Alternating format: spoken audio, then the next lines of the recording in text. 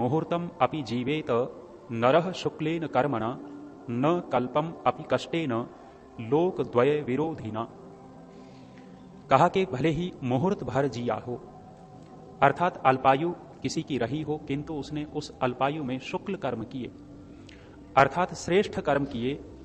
जितना भी जीवन जिया, श्रेष्ठ कर्मों को करते हुए उसने अपने जीवन को जिया, तो कहते हैं वो थोड़ी आयु वाला भी बहुत अधिक सम्माननीय हो जाता है, पूजनीय हो जाता है।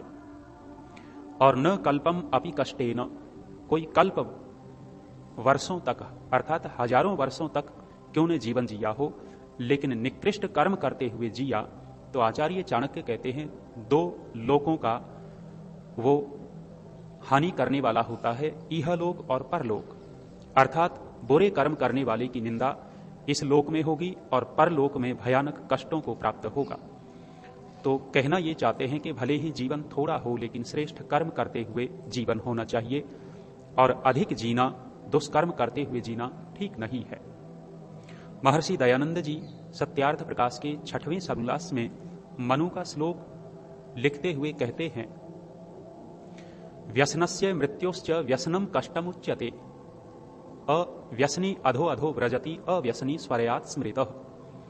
महर्षि कहते हैं कि मृत्यु में और व्यसन में दोनों ज्यादा कष्ट देने वाला कौन? व्यसनस्य च मृत्योश्च व्यसनम कष्टमुच्यते, मृत्यु इतना दुख नहीं देती जितना कष्ट, जितना दुख व्यसन देते हैं। वहां संकेत कर रहे हैं कि व्यसन पूर्वक जीवन जीना ठीक नहीं है।